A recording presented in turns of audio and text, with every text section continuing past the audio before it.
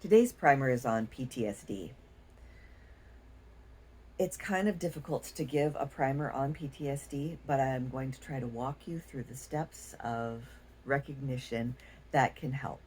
And I hope that you experiment on something smaller. It doesn't have to be a big, huge thing for it to be PTSD. Something as basic as shame can be a PTSD from past judgments in our lives. Dealing with our PTSD, we the people who have worked on their own PTSD and gone to therapists and all of that, many people believe that PTSD exists because we didn't have the tools that we needed to deal with something at the time, or it came on so quickly that we didn't have the opportunity to implement those tools in the moment. Suddenly, our brain doesn't know what to do and it pushes us into a dream state. Like everything feels really surreal. Time maybe slows down, time maybe speeds up, what have you. And it records it in this alpha state. Now, what happens if something is recorded in an alpha state is that it's like a dream. And if it doesn't get healed, it's going to come back and haunt us in our dreams. It's going to give us anxiety. It's going to be there kind of knocking at the door, wishing that you had gone and gotten the tools and sat down and did the healing work so that this thing wouldn't be trapped in alpha land anymore. When something is in the alpha space memory of our minds, we can make that real. We can find a small thing to practice on. Perhaps we have shame that we forgot our lunch as a child, and we perceived that that meant that we were poor or we were dumb or whatever that child trauma that happened from it. Maybe our parents got upset with us and that was part of it or what have you.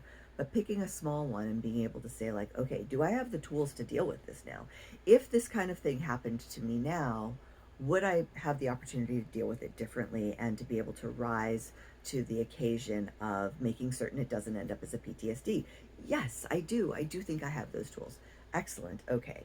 I am going to go sit with myself, me and my emotional self. If you haven't watched that video, the I is the rational self. The emotional self is a younger version of yourself inside of yourself that you can talk with and commune with when dealing with emotional things. So shame is an emotion. We're going to look at that time in our lives. So I'm going to look at it with my emotional self, and I'm going to try to coach my emotional self through this memory that created this shame that I'm carrying. So, okay, I'm sitting there with my emotional self, and what would I do differently? I would say to myself, "Oh, it's not a big deal. I forgot my lunch. I can always get I can always get something." But in elementary school or junior high or high school or whatever, perhaps I also didn't have any money that day, so I couldn't get my lunch, and I was really starving, and I didn't ask anybody for help. And what could I do differently? Well, talking with our emotional self through the process of what we could do differently or what we could have done differently can help to heal that. So I could have asked a friend for help. I could have told a teacher that I had forgotten my lunch and I didn't have any money and see what they could do, could have gotten their opinion. I could have gone to the cafeteria potentially and asked if I could borrow the money and pay for my lunch tomorrow or what have you. And there are a lot of different dynamics that might have been in play that could have said, no, there was nothing that you could have done.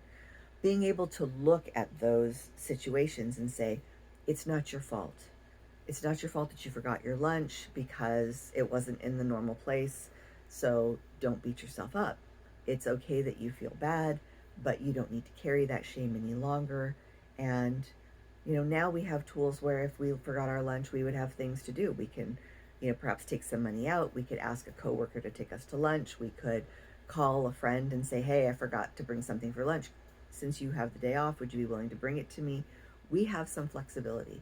We even could potentially drive home during our lunch to get our lunch and eat it while we're driving back.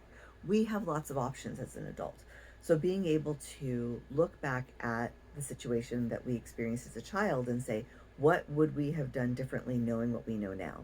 Walk through those scenarios and think about the fact that it made us feel like it was a dream state. The terror was so strong, and connect with the memory and say, it's real. It's real that that happened. That really did happen. And I'm working to heal it now. You and your emotional self, me and my emotional self. We are working to heal this thing.